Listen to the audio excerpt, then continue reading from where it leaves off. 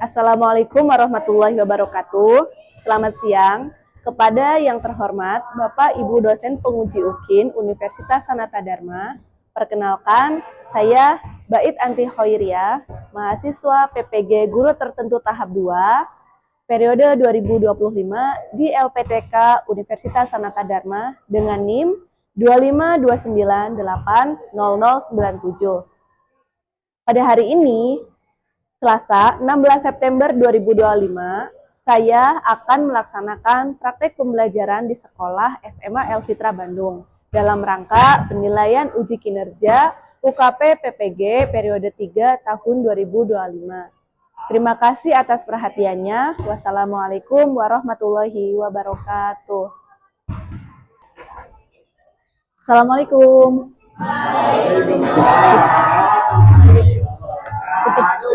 Tutup aja ya pintunya.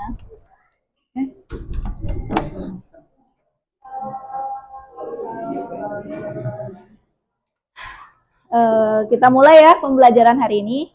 Bismillahirrahmanirrahim. Assalamualaikum warahmatullahi wabarakatuh.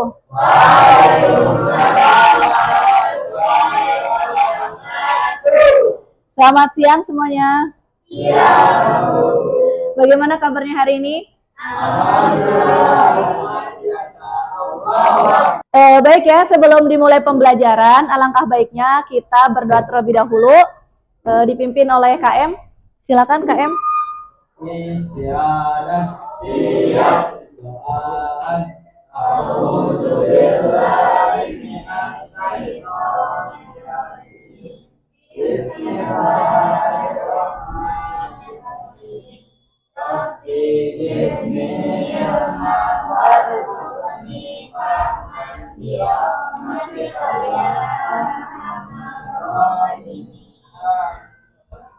Baik ya, Ibu ingin absen dulu hari ini.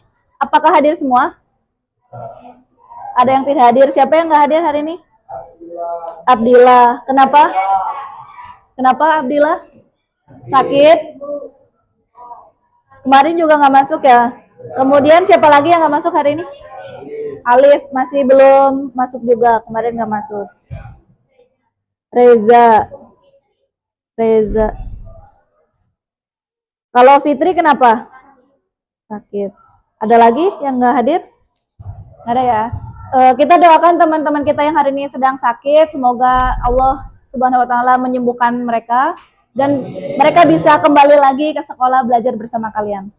Sebelum dimulai pembelajaran, supaya kita lebih semangat dan mengingat negara Indonesia dan selalu mencintai negara kita nyanyi lagu nasional dulu ya. Silakan semuanya berdiri dulu.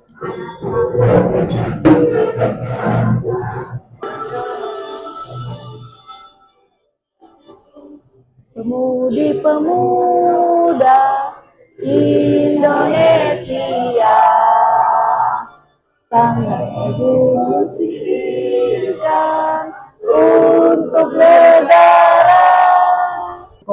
Silakan duduk kembali. Baik ya, pelajar hebat. Hari ini kita akan mempelajari materi terkait dengan ketenaga kerjaan. Ya. Nah, adapun tujuan pembelajarannya, silakan disimak ya. Tujuan pembelajaran pada hari ini adalah kalian bisa memahami konsep dasar dari ketenaga kerjaan, termasuk dari definisi, jenis ketenaga kerjaan, kemudian faktor-faktor yang mempengaruhi ketenaga kerjaan. Selanjutnya, kalian bisa menganalisis masalah yang nyata mengenai masalah ketenaga kerjaan yang ada di Indonesia. Kemudian yang terakhir, kalian bisa membuat solusi atau mengusulkan solusi yang kreatif supaya bisa mengatasi masalah ketenaga kerjaan yang ada di Indonesia. Nah, adapun ini tujuan lain dari pembelajaran ini adalah yang pertama, kalian bisa untuk bernalar kritis.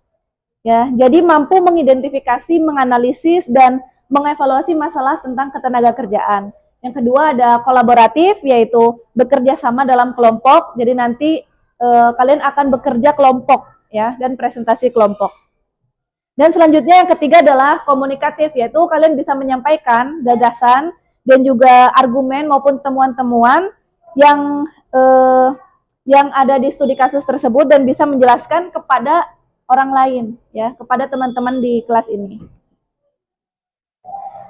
Nah, ini ya sebelum dimulai materinya, Ibu akan sedikit ice breaking dulu ya supaya kalian gak ngantuk. Kan kalian tadi habis makan siang ya, kayaknya gak ngantuk dikit ya. Jadi kita ice breaking dulu nih. Ikutin gerakan yang ada di video ya. Kakinya juga gerak kakinya.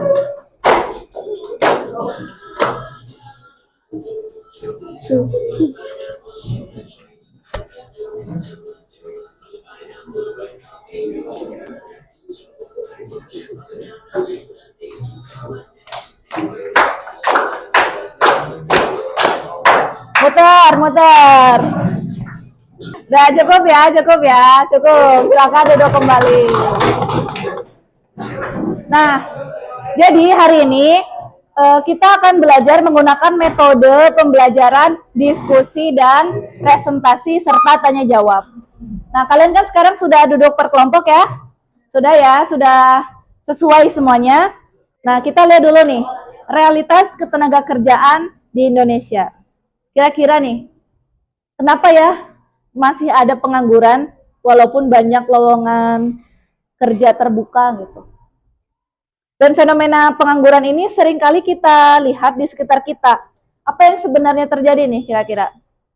Ya, kurangnya kualitas pendidikan bisa jadi. Terus apa lagi?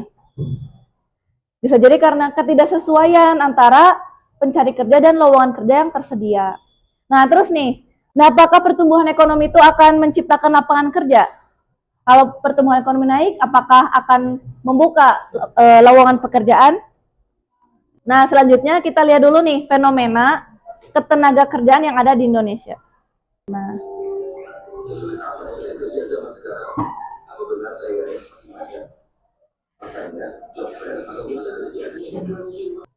coba kan kalian tadi udah sedikit melihat video tadi ya. Nah, kira-kira apa sih hubungan antara pertumbuhan ekonomi dengan kesempatan kerja yang tersedia? Kira-kira apa? Kan tadi kesempatan kerja yang tersedia tuh sedikit atau banyak? Ya kalau dilihat dari pelamarnya yang tadi 22.000, sedangkan yang keterima wawancara hanya 912, berarti sedikit dong. Tidak sebanding dengan jumlah pencari kerjanya. Gitu ya.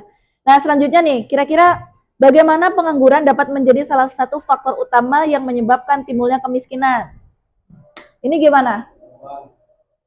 Kenapa pengangguran menjadi faktor utama kemiskinan? Ade, coba Ade.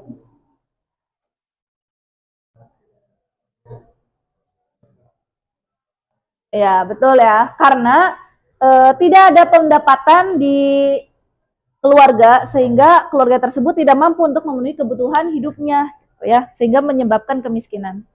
Oke, itu ya. Berarti dengan memahami atau kalian bisa menjawab kuis ini, maka kalian Ibu anggap siap untuk menerima materi berikutnya. Apakah kalian sudah siap? Ya. Oke.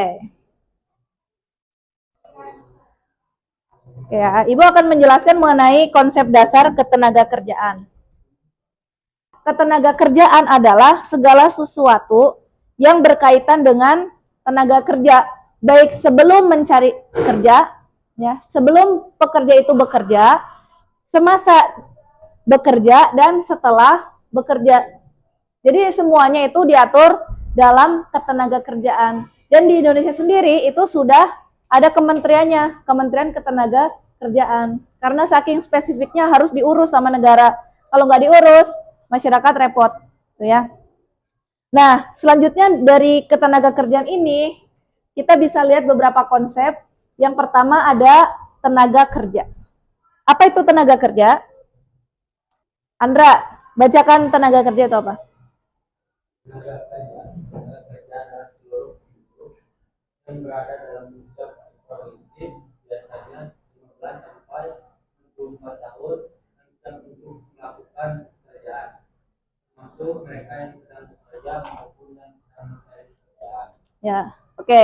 Sudah jelas ya, tenaga kerja itu orang yang usianya 15 sampai 64 tahun. Baik itu yang sedang bekerja maupun yang sedang mencari pekerjaan. Ya, kemudian nih, angkatan kerja. Jadi angkatan kerja adalah kelompok yang sedang aktif bekerja dan atau sedang mencari pekerjaan. Jadi kalau di sini ada keterangan pelajar, ibu rumah tangga, dan juga pensiunan, ini tidak termasuk ke dalam angkatan kerja. Jadi angkatan kerja itu orang yang akan bekerja atau yang sedang bekerja, itu angkatan kerja. Gitu ya. Nah kalau pelajar kalian nih, usianya kan udah produktif, udah usia 15 tahun ke atas kan, tapi kalian tidak bekerja, apakah kalian termasuk angkatan kerja? Ya, bukan. Kalian hanya masuk ke dalam usia produktif, tapi kalian bukan angkatan kerja, dan kalian juga bukan tenaga kerja. Gitu. Nah, selanjutnya nih ada kesempatan kerja. Perhatikan ya semuanya. Kesempatan kerja adalah kondisi yang menggambarkan ketersediaan lapangan kerja atau posisi pekerjaan bagi penduduk usia produktif yang memiliki kemampuan dan kemauan untuk bekerja. Jadi kesempatan kerja itu adalah ketersediaan lapangan kerjanya. Nah, biasanya tuh kalau permasalahan di Indonesia, lapangan kerjanya itu sedikit, angkatan kerjanya banyak. Jadi tidak cukup untuk ditampung di lapangan pekerjaan itu, sehingga muncullah pengangguran. Nah, apa itu pengangguran? Pengangguran adalah keadaan di mana seseorang yang termasuk dalam angkatan kerja dan sedang aktif mencari pekerjaan, namun dia tidak dapat menemukan pekerjaan. Gitu. Nah, jenis-jenis pengangguran ada banyak ya. Kita bahas dari mulai pengangguran friksional. Pengangguran friksional adalah pengangguran sementara, yang mana terjadi ketika seseorang sedang dalam proses mencari pekerjaan atau beralih antar pekerjaan.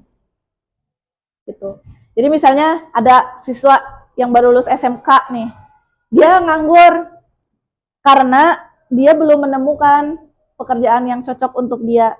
Misalnya dia jurusannya tata boga, tapi pekerjaan yang tersedia harus dari jurusan accounting, ya akuntansi ya, nggak akan bisa masuk ke dalam pekerjaan itu, sehingga dia menganggur sementara, gitu ya.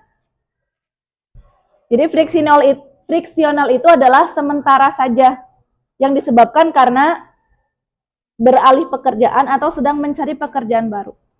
Nah, selanjutnya ada pengangguran struktural.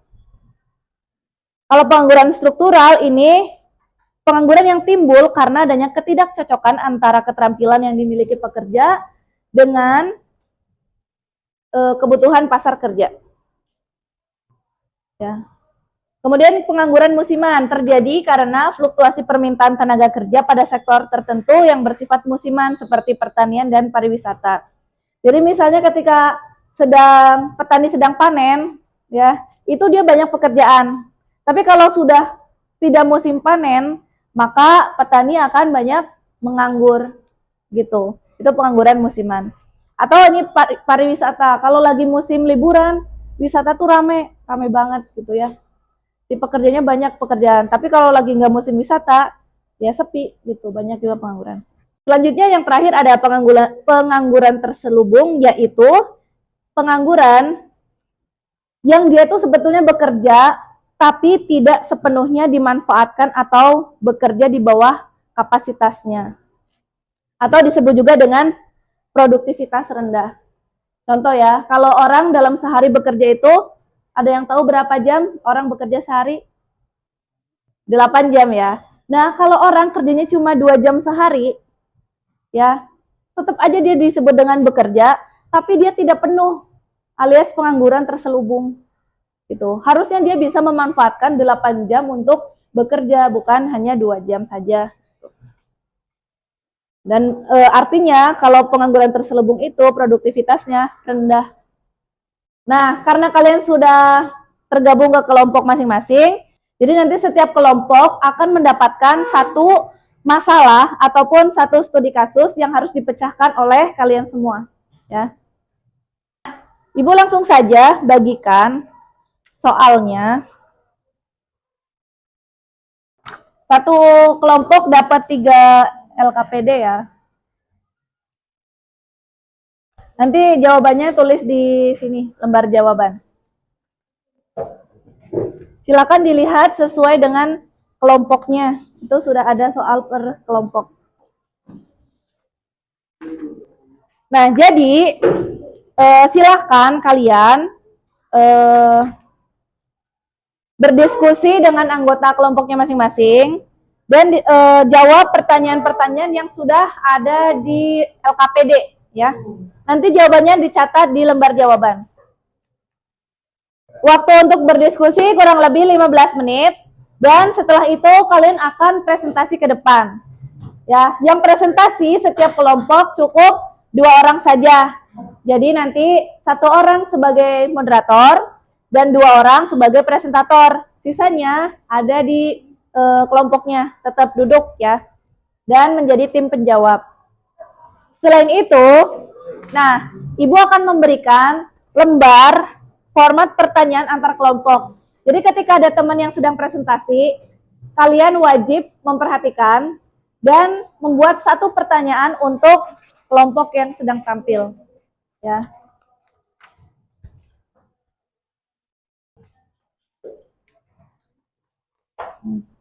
Oke ya, waktu berdiskusi 15 menit.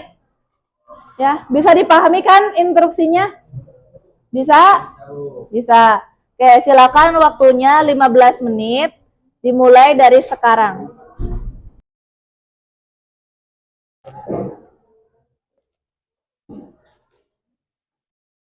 Gimana? Kelompok 1 bisa dipahami tadi instruksinya? Ya, silakan kalian diskusikan dengan anggota kelompoknya. Ayo kelompok, ini kelompok 3 ya? Jangan diem-diem di situ, bareng-bareng ya di sini. Kamu di sini aja. Intan agak geser biar dia nggak terlalu di pojok. Oh. Ya, gimana? Nah, ini nama kelompok kalian. Kalian kelompok berapa? Anggotanya siapa aja? Nah, ini pertanyaan yang akan diajukan ke mereka. Pertanyaannya terus di sini ditujukan untuk kelompok berapa yang sedang tampil. Udah dimulai belum ini? Kalian kelompok 3 tentang produktivitas ya? Di diskusi makanya biar nggak ngantuk ya, harus ngomong. Kalau diem aja kadang-kadang emang bikin ngantuk gitu. Gimana Dava? Udah bisa? Siapa ketuanya? Andra kan? Kalian tentang apa tadi kasusnya? Kita tentang ketenaga kerjaan dan teknologi ya. Kalau menurut kalian gimana tadi pengaruh teknologi terhadap kesempatan kerja? Sangat berpengaruh. Sangat berpengaruh. Besar nggak? Sangat besar ya. Besar. Ya, yang mana sekarang itu udah zamannya teknologi, semuanya serba digitalisasi ya. Dari mulai pembayaran, dari produksi, sudah serba digital semua. Jadi nanti kalian jelaskan kelebihan sama kelemahannya dalam sistem ketenaga kerjaan.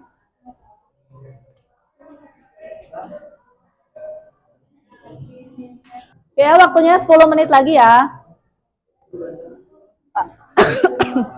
Kalau misalnya udah selesai diskusi, nanti tentukan siapa yang akan presentasi dan jadi MC, moderatornya siapa. Sama boleh nyicil bikin pertanyaan juga nggak apa-apa. Kan di situ ada ya kasusnya orang lain, kelompok lain gitu. Oh iya, kalian kalau bawa HP boleh cari sumber referensi di HP ya. Satu kelompok cukup 2 HP aja lah cukup. Ya.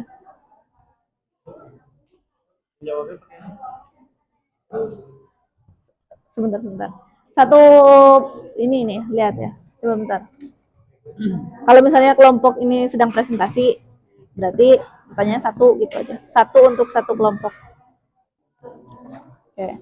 Nanti yang dinilai oleh Ibu adalah kemampuan berpikir kritis, kolaboratif alias kerja sama kalian, dan juga komunikasi atau presentasi. Ya, jadi ada 3 komponen yang akan Ibu nilai.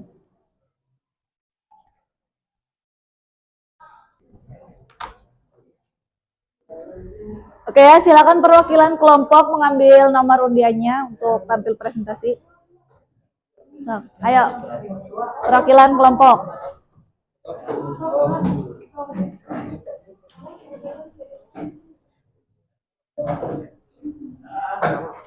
Ayo cepet. Ya, silahkan dilihat.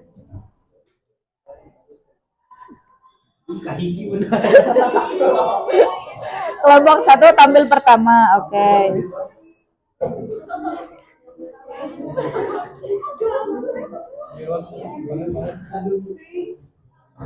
Kelompok 3 tampil ke berapa? Tampil ke 3. Oke. Kelompok 2 tampil ke berapa? 4. Udah selesai, waktunya habis ya. Cukup ya, waktunya sudah habis 15 menit. Sekarang coba kalian semua tenang dulu. Break dulu sebentar ya, Ibu akan memberikan ice breaking yang singkat. Ini mah singkat sekali. Kerja. Kerja. Kerja. Kerja.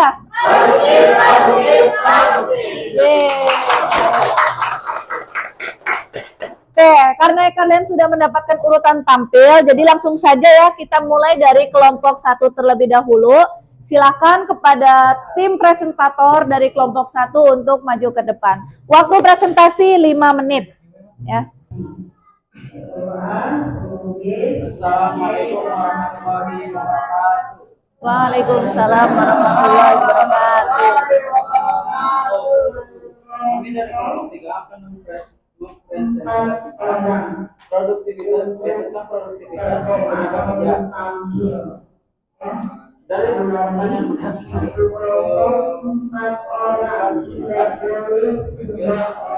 dari soal nomor 1, faktor apa saja yang mengaruhi produktivitas bisa dijawab oleh Bima. Faktor yang mempengaruhi produktivitas tenaga kerja Dalam etika bekerja. Dari kami apakah ada pertanyaan?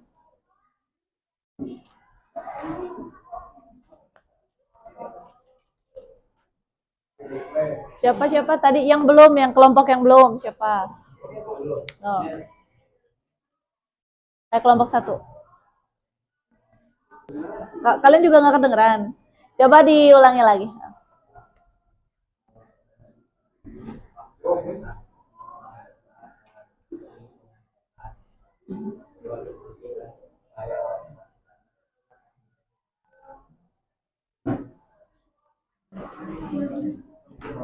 Silakan. Boleh silakan.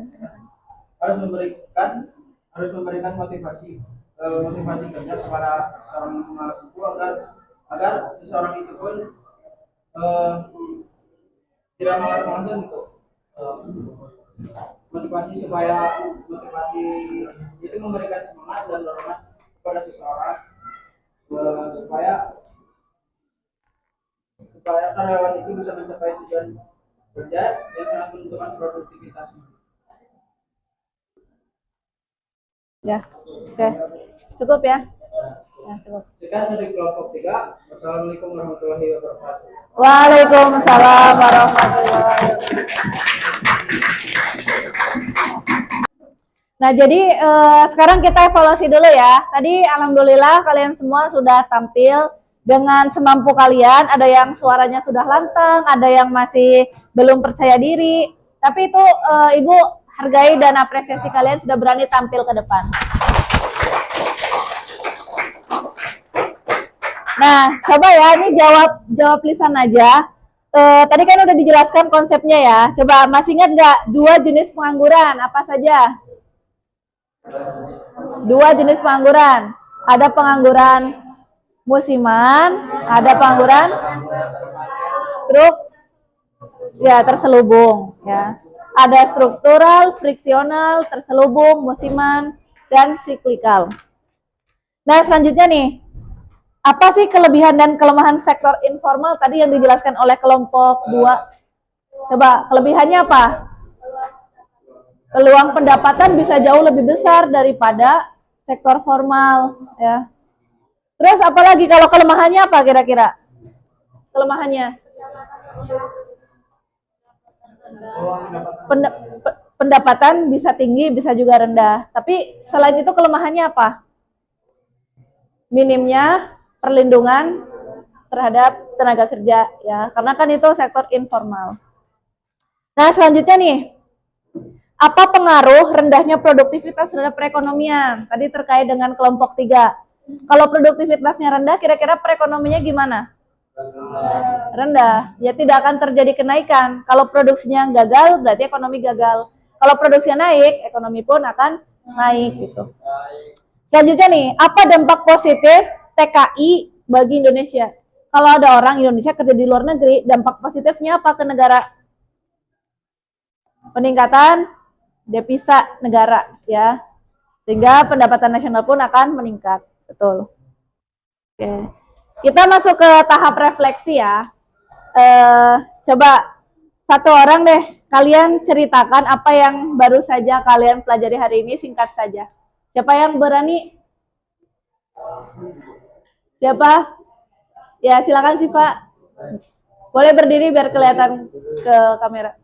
Berdiri. Banyak ya teman-teman dari yang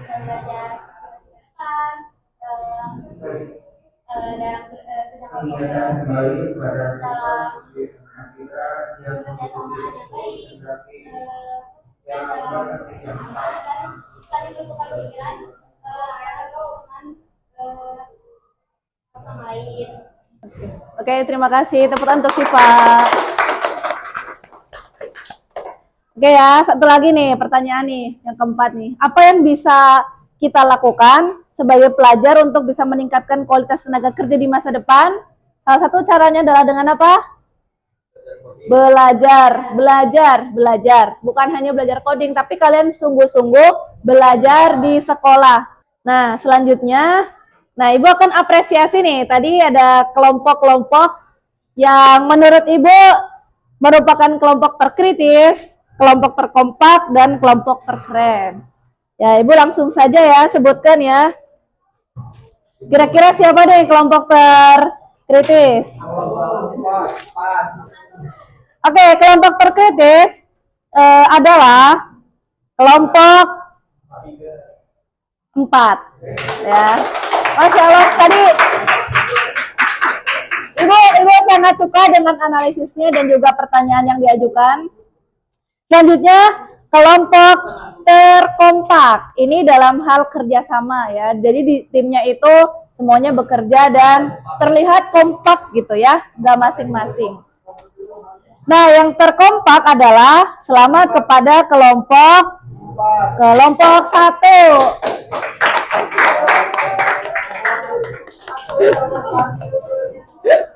Nah, selanjutnya terakhir nih, kelompok terkeren dalam presentasi. Ini presentasinya bagus di antara yang lain ya, keren banget. Kira-kira siapa? Ya, kelompok 3.